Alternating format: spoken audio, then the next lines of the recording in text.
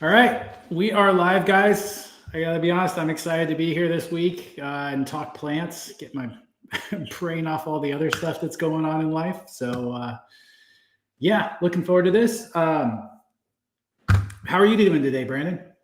Knock on rocks, kind of the same. Things have been kind of hectic, stressful lately, and yeah, I'm doing good. I've got a really cool bunch of plants going right now. A bunch of stuff I'm really excited for. Um, yeah. The weather's been incredible until today. We've had, the weather that we put up with the other weather for this past week. So it's been gorgeous. I got out and did some hiking this weekend, and so yeah, things are good for me. Good. Yeah, it's getting nice out. It's that time of year around here when we have to start getting our gardens ready, start planting stuff.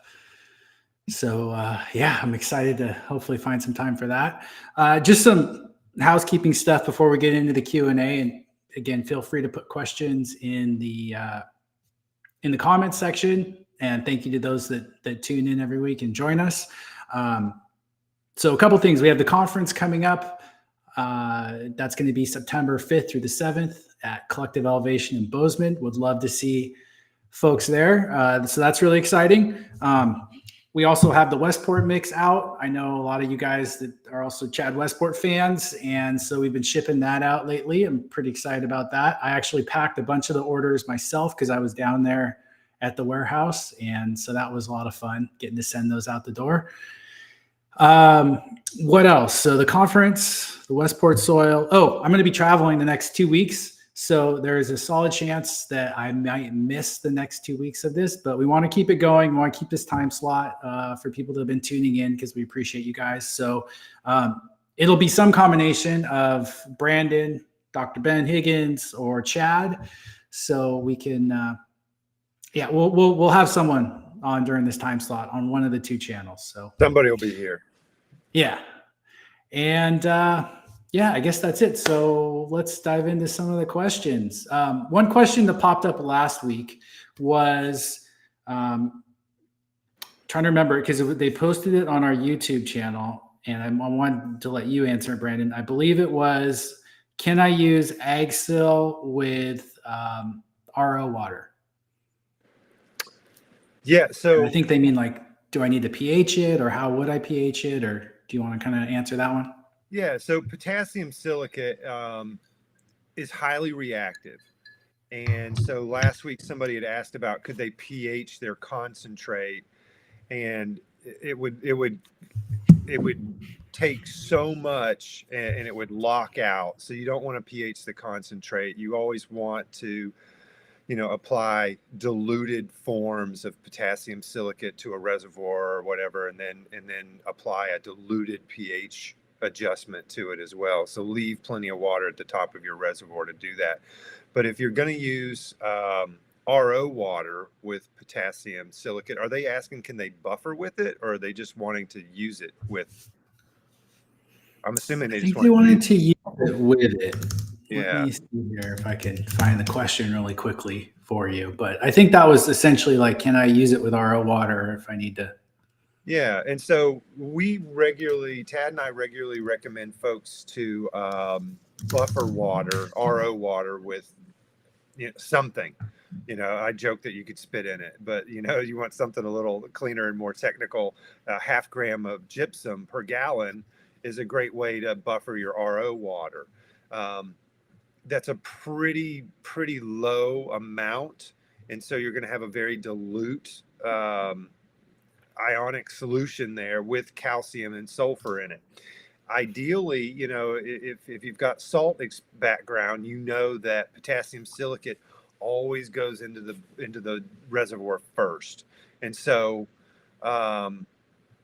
hey, DS, So Brandon, that was actually one of the questions. So the question is it okay to use AgSil 16 and RO water before watering using SIP containers along with gypsum, and which should be added first? Thanks. Yeah, so technically, if this was me, I would I would fill up my res, I would add my potassium silicate, and then Liquid concentrate. yeah, Yeah. Yeah, the concentrate. Not the powder. Yeah, Yeah. I would feed at a half teaspoon to it's 560 grams per gallon of the powder to make the concentrate. You want to add the water, to the jug first, and then add your powder. I like to add half the water, add the powder, shake it up really good. It puts off heat, so you don't want to put the powder in first. You'll end up with little micro pores that will leak out of your jug. And so then you feed it half teaspoon to a teaspoon per gallon is the recommended rate. And so I would go ahead and add that to my res. So if I got a 50-gallon reservoir, just for sake of conversation, you could do 25 to 50 teaspoons. Let's say we do 30 teaspoons. At that point, I would think that you've probably got enough ions in there that you wouldn't need to buffer that water. It's not going to hurt anything if you add the gypsum. I think it's such a diluted amount. I doubt it would lock out. The true test is if you see that water cloud out, you know that you just precipitated out and you've locked out those nutrients. But I would just go ahead and pH it at that point. I wouldn't add anything else to it. I would just pH it. All right, let's move on. Fulvic acid. So I'm going to tackle this just broadly, just to give a little more information. So when we talk about these terms get a little confusing. So we have humus, which is the breakdown of organic matter. Essentially, the technical definition is the breakdown of organic matter to such a small size that you can no longer differentiate under the microscope if that was an old shoe, a human body, a piece of plant matter, whatever. It's broken down so far. That's technically the technical definition of humus. And humus is awesome. It's a wonderful material for growing plants, but it's really just the breakdown of organic matter. Now, one of the components, one of the fractions of humus is humic acids. And humic acids are a combination, they're essentially a larger molecule, and humic acids are great chelators, which is a fancy way of saying they're good at bonding with things and helping form them into a chemical form that's more available to the plant, essentially what the chelation properties are. So the research so humic acids is a very broad category. A lot of them are derived from leonardite, from shale. Some come naturally in compost and humus. Some are derived from other plant sources, biogenic sources. So it's a very broad category. It's a very unregulated category, and the definitions across the board are very broad. So it's a little bit confusing. Now, fulvic acid is a component of humic acids. So if you have humic acids, you probably also have fulvic acids. They're just a smaller molecule. So humic acids bond with the minerals. Fulvic acids are smaller and actually allow for physical transport of those ions into the plant itself. So it actually helps move through the leaf tissue into the plant or through the root tissue, as I understand it. And again, I am not an expert on humic and fulvic acids.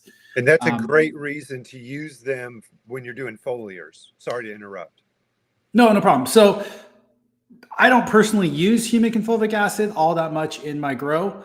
There's nothing wrong with it. The research on it over the years has grown from when we started, using and selling it, 15, 20 years ago now. There's a lot more research out there, and there's some agronomists I really respect that use humics and fulvics in their crop production. And we're talking large scale vegetable. I'm not talking cannabis even. So there's definitely some efficacy there. What else do I want to say about it? I think that's the main thing. So it's not gonna hurt to use it. You could just see if you get the plant response that you want. And then like Brandon likes to use it when he's doing foliars because of that. In theory, you'll get better nutrient uptake by having that in there. But it's definitely, yeah, that's great. And it's something that you don't have to have. I use it very, very limited and very small application rates. It's something that, you don't have to have. If your fertility's dialed in and your IPM's good, you really just need water. So we're not on here pitching products. We just want to get the information out there. All right, here Scotty's on here. Looks like he's running Rockwool and Athena. Nothing wrong with that. I'm not going to hate on you for not being an organic guy. I'd love that we're getting people that are not organic growers watching the show. So that's awesome. I did try to get the Athena guy on the show. They had reached out to me because they wanted to be on a podcast.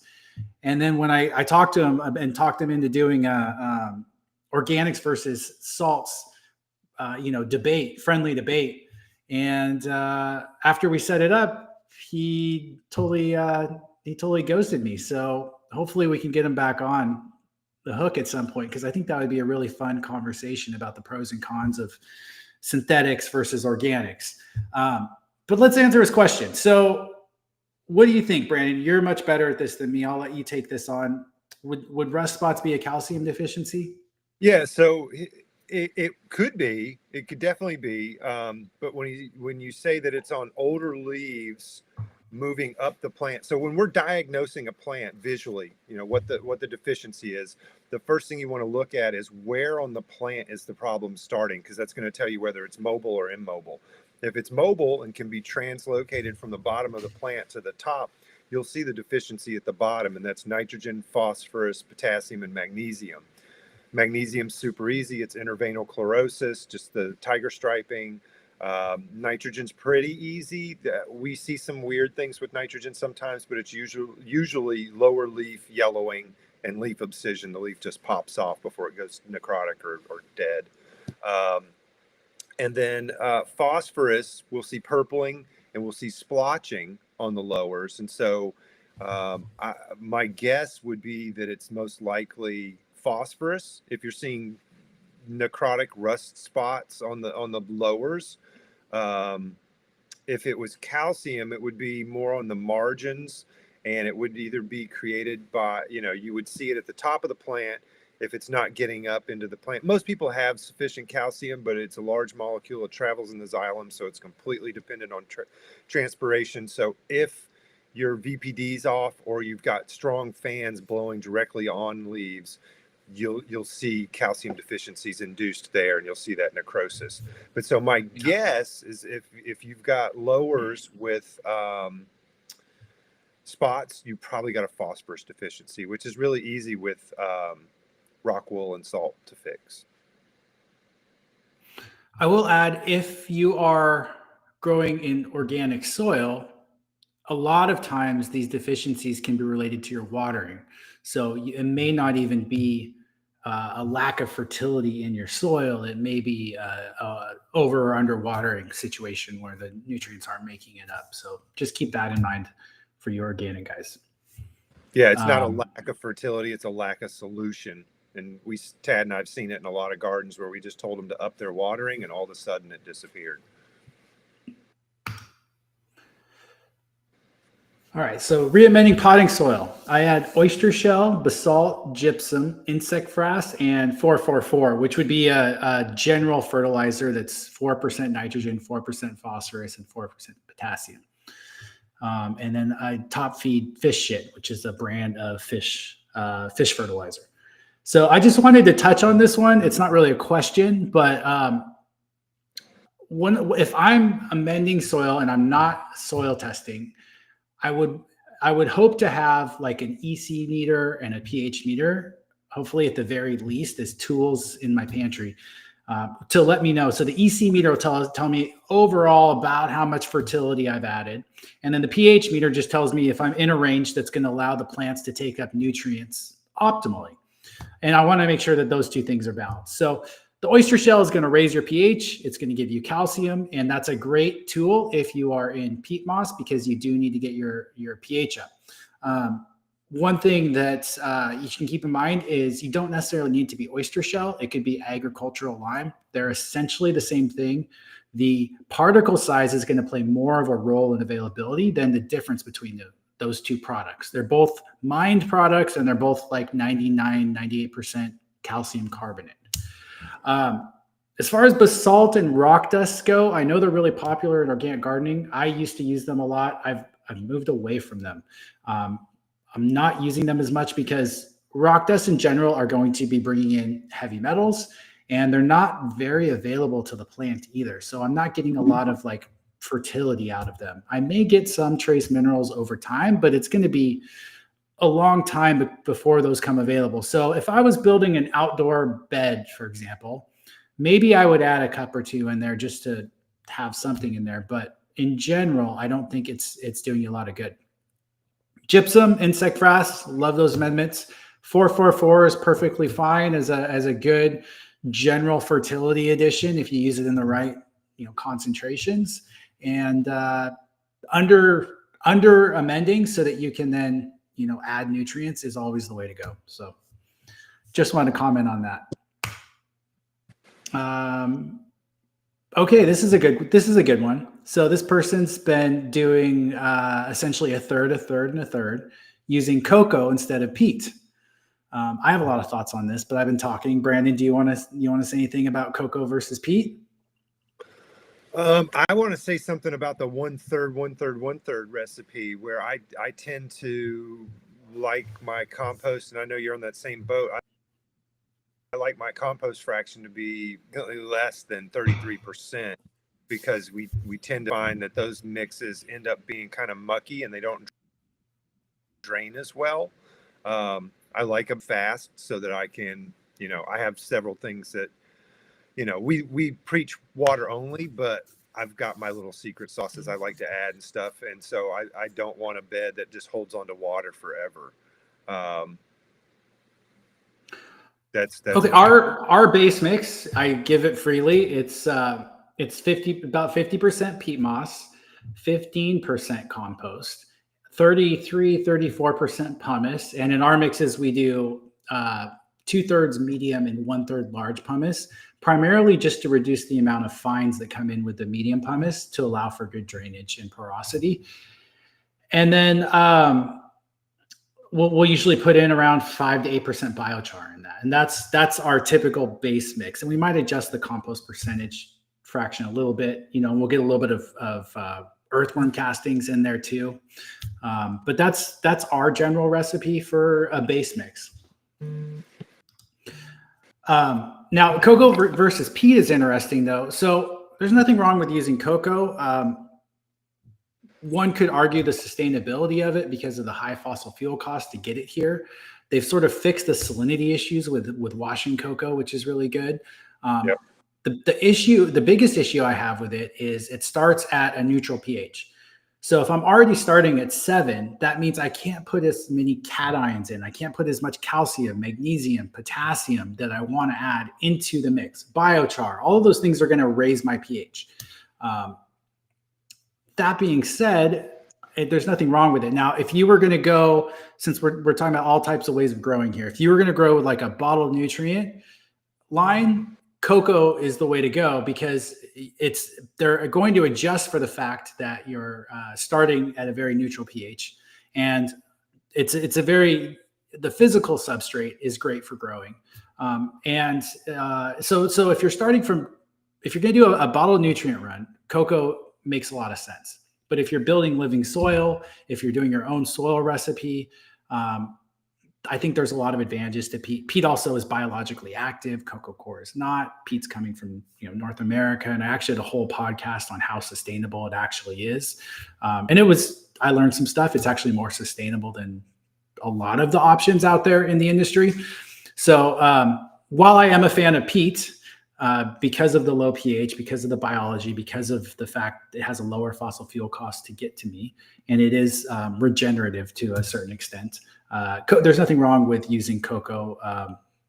If it's going amazing, then don't change a thing. That's the biggest piece of advice I could give you. Yeah, I know a lot of folks that, like if you just did a 1/3, 1/3, 1/3, regardless of the percentages, you have your base inputs or your compost, your aggregate, and then a Coco peat fraction is what we normally refer to it as, because a lot of folks will do a certain percentage Coco, a smaller percentage Coco to their peat, and have really good success with that. So that, I wouldn't have any issues with that at all. All right. Fuzzy Bunny asks, what is your ideal soil temperature range for our favorite plants? Brandon. I would not plant into the soil until I get to 60 degrees. I think anywhere from, man, I'd say 65 to 70 is kind of ideal for the soil. Um, we don't have a lot of control over that, you know. So it's not something I worry terribly about, you know. But for outdoor growing, I do walk around with my compost thermometer and stick it in the ground and into beds and stuff before I plant, just to make sure I've got up to at least 60 degrees. Yeah, indoors, you want to get your soil off of a cold concrete floor just to keep that soil temperature up so it doesn't get too cold. Otherwise, your ambient what's good for the plant, if you're at 78 degrees in your room, your soil is probably close to that, and that's fine. I certainly wouldn't want it a lot hotter than that, and I don't want it significantly colder. Yeah, I think that's a pretty good range. Yeah, I think 70 is kind of great, you know, and I find the soil is usually 5 to 10 degrees cooler, you know, with good canopy and stuff. The rooms will heat up. Um, I, the big thing is just making sure you don't a cold floor. You're gonna lose biology activity, and you're gonna lose uptake. So like we've got a series of photos that I took in my room where I had a plant sitting on a cold concrete floor. Here it is, and then all I didn't add any fertility to it. It was bright yellow.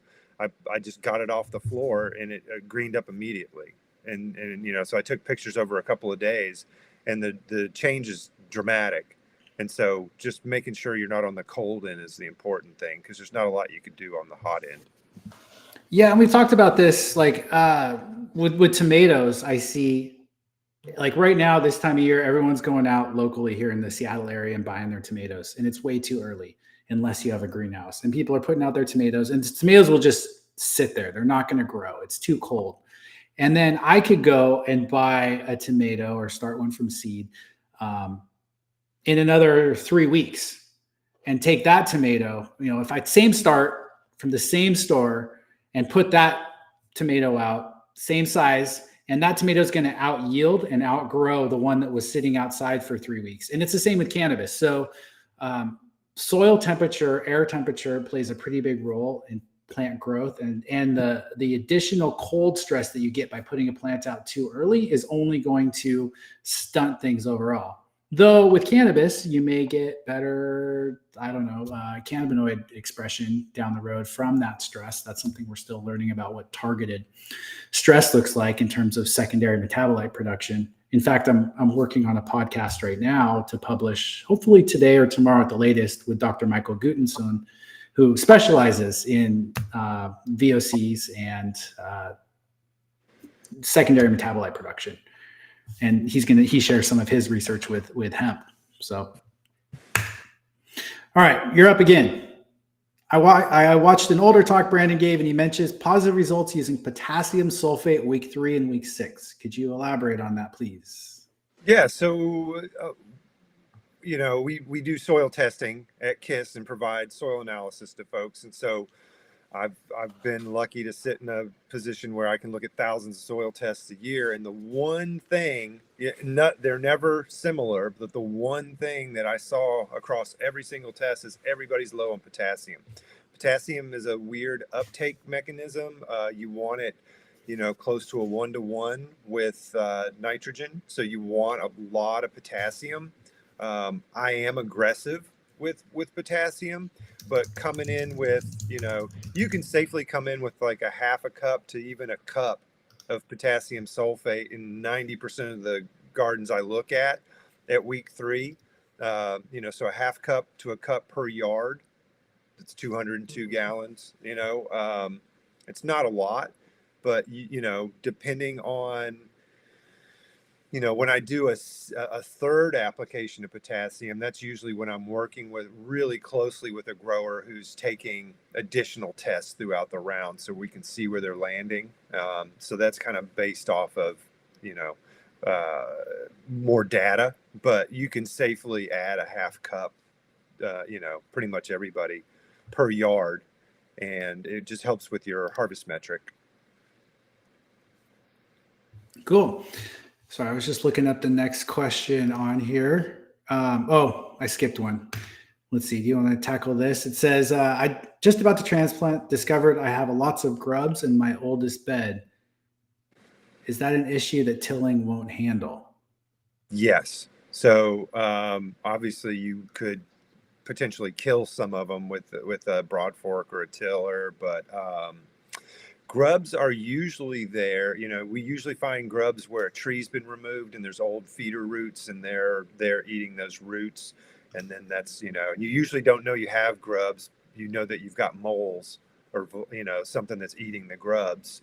And that's how you find them usually, or you'll just have a big dead patch in your lawn. Um, send me an email. It's not on the tip of my tongue, but I have dealt with grubs for folks before. It's not one that we see regularly, but I'll have to do a little sleuthing, digging through my email threads. But I've got a solution for that. I just don't have it at the. Maybe we could. Oh, these don't get posted to YouTube or anything, so we can't post it later. But if you reach out to me, Brandon at kisorganics.com. These do get saved to our YouTube channel under the live tab. People can okay, go back and watch them, just so as a heads up, and leave comments. Yeah, so I'll leave a comment too about how to deal with the grubs, but tilling won't do it. All right, what are your thoughts on rooted leaf nutrients? Carbon-based mix of plant ferments and some salts. Yeah, I was just looking at their website. That's what I got distracted by. I'm not here to necessarily give an opinion on any particular company. What I will say is that most nutrients that we use in organic gardening a lot of them are carbon based. Most of them contain amino acids. Some of these terms just become marketing terms more than actual, like, I guess they are marketing terms. Plant fermenting has become very popular in recent years as far as nutrient availability. What that means in practice, it's really hard to say because everyone just claims that their methods are proprietary. So it's really hard to know what people are actually doing. We have seen high chlorides from some plant ferments, depending on the plant that's using and the methodology, as well as high sodium. So that's something to potentially be aware of. And then I guess just as a broader comment, if I can get my potassium from potassium sulfate, or I can get my phosphorus from soft rock phosphate versus, some exotic plant that's flown in from another country or extracted, it's certainly a lot more affordable. If you're mixing plant ferments and some salts, you probably can get good growth. You're probably going to pay a lot more money for that than you would if you just went with either salts or with organics or made your own salt and organic mix. But beyond that, I don't really have a lot of comments other than liquid nutrients tend to be mostly water. And so if you're okay paying at that price point for a product that does well in your garden and it makes sense for you, then that's great. Anything else you want to add, Brandon? Great. Looks like this is supposed to be a Google search, but I'm just going to tell you it's 7.5 gallons in a cubic foot. I got that one memorized. Yeah. 202 in a yard, cubic yard, though 200 is generally the number I go with. Okay, how do we get micronutrients besides basalt? Brandon. Okay, there's a bunch of different ways. And the reason that we don't go with basalt and some of these other mined products is because, where it could work for a home grower, it could definitely cause some, a fail for a facility. And we try to provide, the healthiest and the safest recommendations just for everybody. You can use individual sulfates. If we have a soil test through Logan, we can look at where you land and give you a specific recommendation with copper sulfate, zinc sulfate, soluble iron, and manganese sulfate. And so we could dial you in. You can also, there's other products, TM7, Big Six. There's products out there that provide. I can't speak to. Biomin has some. Compost is going to bring in more available micronutrients than basalt or earthworm castings in general. Just Right. that's my first thing I think of. Yeah, but so yeah, just in general to to bring those in. If you're if you're really trying to be dialed in, then the sulfates would be the way to go. And we have some growers that use a salt product like most mix a soluble trace from J.R. Peters, Jack's, because that tiny little bit, that quarter teaspoon that they're adding, is not going to do anything to their biology. So if you're dogmatic and it's got to be organic, then obviously you wouldn't want to do that. But those are some good ways to do it. Cool. Little Nugs, I just want to say thank you. I totally hear you on this. This is a nice little break in the day for us too, because sometimes I just want to talk plants, and this is fun. So I'm glad you're joining us. And just so you guys know, I go in order on the comments, so sometimes we're a little behind what you guys are talking about in the chat because I don't want to miss any of the questions. So yes, Coco adds a very specific texture. It is a nice tilth, as they would say. So I totally get that. Yep. And then to piggyback on that, if you put a 10-pound brick in peat moss, it depends how much you're adding to there. But you remember peat moss is what, 5-ish, 4.5, 5, right? Yeah, 5, yeah. 4.5, 5, 5, somewhere in there, depending on your peat source. So if you add in something that's 7, you're probably going to end up with something in between there. So it depends how much you're adding in with how much peat moss, but just a good idea to just do a runoff test or test your pH. Yep. A pour through or a runoff is the best way, a slurry test. Thanks for trying out the nutrient pack. If you have questions about it, please reach out. If you're interested in a walkthrough, and we have a walkthrough on our website blog. I have a post on peat versus cocoa. I have a walkthrough that actually a customer in Oregon did for us that talks step by step on mixing soil. So even if you're not using our nutrient pack, I'd suggest checking that out because it helps talk you through all the things to consider when you're mixing your own soil mix, whatever inputs you're using. Because there's a lot that can go into it in terms of mistakes you can make. Like I had guys that'll be like, "Hey, my soil stinks to high heaven, and I got it in a garage, and I have it inside this Tupper, Rubbermaid tote, and it's all sealed up in there. Why does it smell so bad?" And then we have to be like, "Okay, well, it needs access to oxygen. This on anaerobic and stinks." So anyway, just want to mention that's something available to you. Here's one for you. My first time experienced cannabis gutation. Could it be the nutrients towards the end of flower? Can you talk about and describe what so 215 is talking about? Yeah, so gutation is a really cool thing that you will see on not just cannabis, but on lots of plants, where you see little water droplets forming all along the margin of the leaf. And the first time you see it, or grape pearls is another weird one that you see, where you get little, looks like little bubbles on the stem and on the leaf. But with gutation,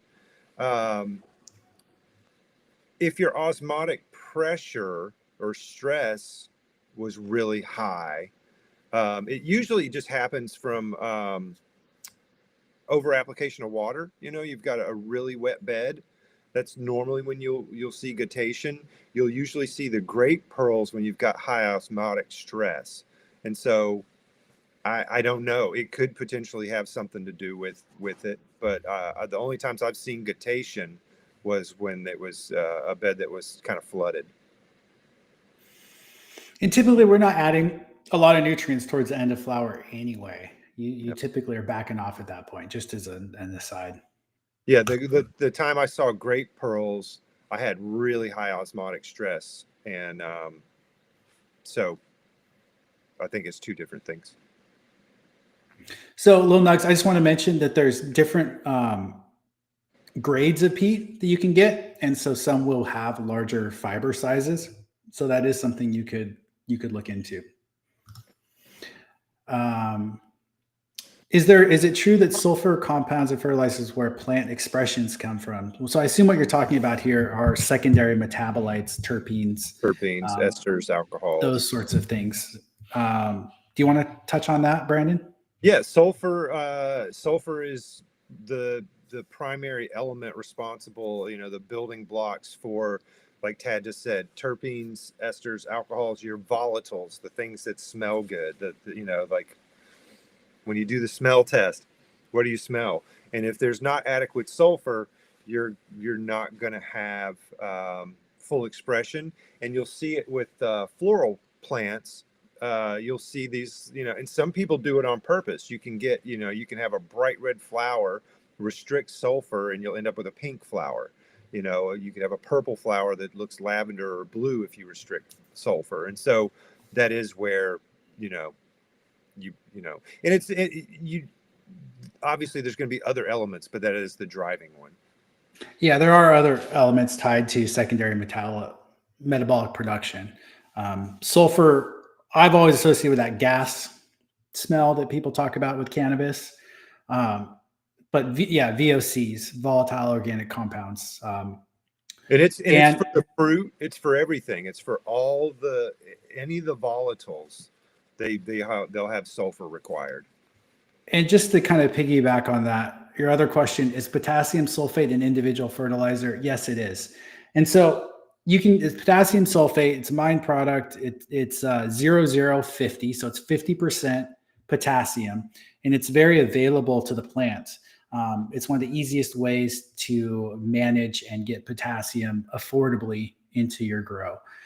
I don't have a lot more to add to that. Chemical formula K2SO4. So, you've got K, which is potassium, you've got S, which is sulfur, and you've got oxygen. So that tells you exactly what's in it. Does banana peel tea work for potassium, or is that bunk? I don't actually know. I haven't seen anything on that. I don't think I've never seen. I know a ton of people who do this, just an absolute ton. I've got a bunch of friends who do this. I have never seen it do anything. And if I'm looking at soil reports, I don't see any kind of measurable. And I know folks that roast them. I know folks that roast them and do vinegar. I know like all these different ways they try to use it, and it just doesn't, in I have to say comparatively, because I'm using, like Tad just said, potassium sulfate, that's 0050. So I get an immediate response from that. That's a lot of potassium. The banana peel tea, I mean, it'd have to be so many bananas. I don't think it's particularly efficient. I don't want to call anything bunk.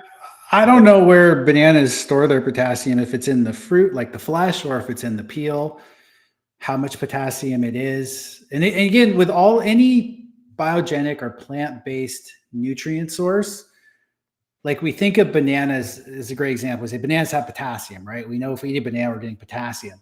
If that banana was grown in a low potassium soil or environment, there's going to be less potassium in that banana fruit that we're eating.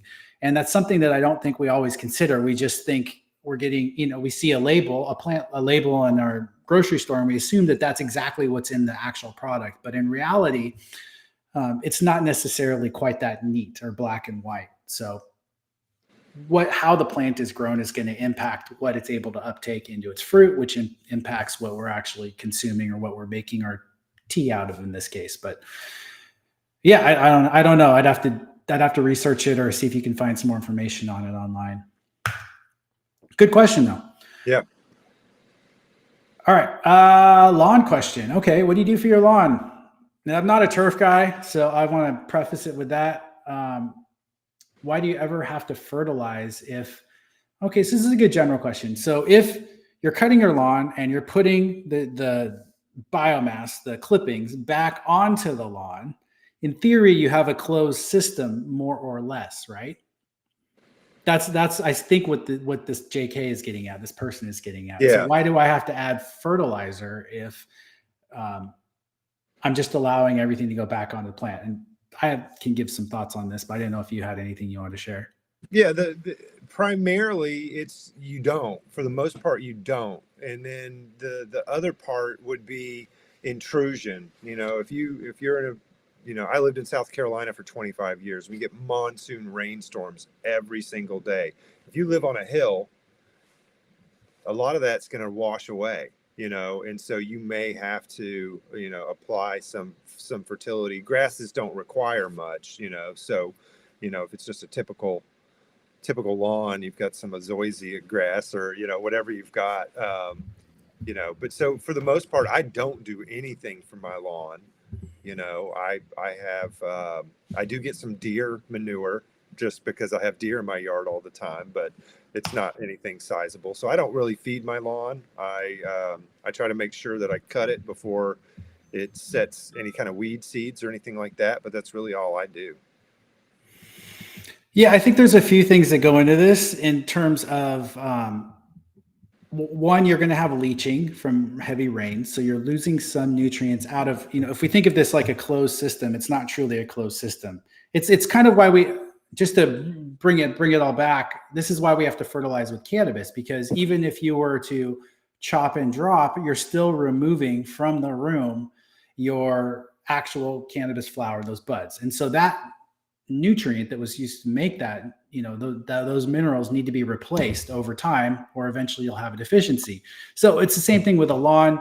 Things leach. Even if you're dropping your clippings, you're adding some of that fertility back, but over time you're still having a lot of nutrients that are going to leach out through rain. So that's just something that's one aspect of it. And then the other aspect is like competition. So with a lawn, you're trying to outcompete, in theory, all other plants for that square footage, which is really challenging. And that's where I think the fertility aspect comes in, along with a lot of the chemicals that people use on lawns to have a perfect lawn. My lawn looks green from far away, and then you walk up and you'll see that there's dandelions in it and other weeds and things, because I don't choose to manage my lawn that closely. As long as my kids can run on it, then I'm happy. That's really all that matters to me. But yeah, that's a longer answer for a kind of general question. The only other thing I would add is I would do something if I had a pathogen or a pest, so like the grub question earlier, I would do something about that. Yeah. Okay. Sulfate of potash and potassium sulfate. Is that the same thing? It's, potassium chloride and potassium So they're sulfate. the same thing. Sulfate of potash is potassium sulfate. Oh yeah, myriad. I'm sorry. I'm thinking myriad. Yeah. But yeah, sulfate of potash. Yeah, it's 0050. So yes, same thing. When you say a cup of pot per yard, okay. I think when you say a cup of potassium, I'm assuming you're talking about potassium sulfate per yard. How much water do you water it in with? Where are you? Oh, that's Kip Bush. Yeah. Hey, Kip. So if you are adding a half a cup to a cup of potassium sulfate per yard, 5 gallons is more than enough to just water it into the bed. A lot of times, because it's a small volume, to get it out evenly, I think it's a lot better just to put it into a gallon of water, pump sprayer, spray it out evenly over the surface, and then water over the top of it. That's probably the easiest way to do it. Are you doing a full cup per yard? That sounds high to me. Is that? Yeah, half a cup to a Okay. cup per yard. Yep. Yeah, it depends. Like I like to do the low rate if it's just somebody who's just kind of playing it loose. But if somebody is soil testing, a lot of times I'll end up giving them a cup. I just want to see where they land, though. Okay. But I think a half cup is Safe route. Yeah, and I just put mine in a watering can, sprinkler watering can, and do that. I'm not familiar with this term. Do you want to touch that? Do you know? I'm not familiar with that term either. I'm familiar with the grape pearls. I'm assuming that this is just the proper name for it. So Spencer is thank you. All right. Yeah. Gold star for Spencer. Yeah. Is sulfur from gypsum enough? I use a lot of gypsum. Yes. Yeah, you probably have sufficient sulfur. Yes. I saw somebody ask, it was Green Shed, ask how we like to apply sulfur. And that's another reason I love to use sulfates, because they're immediately available. Gypsum, Epsom, and potassium sulfate. They're immediately available, and they're bringing in that sulfur without dropping your pH, because that's, in the same way we have to be careful with our calcium inputs so we don't push too high. we have to be careful with our sulfur input so that we don't drop our pH. Yeah, most of the sulfur that we're going to get in our garden is going to come from sulfates. So that's typically gypsum, calcium sulfate is going to be the majority driver for, but we'll get a little bit from potassium sulfate. We'll get a little bit from other forms of sulfates if we're using them. We'll get some from our compost. Typically, I don't see low sulfur all that often on a soil test. Just as a general rule, it's not something I worry about too much in terms of management. That's with substrates. With potting soils, yeah. That's what you're calling a substrate.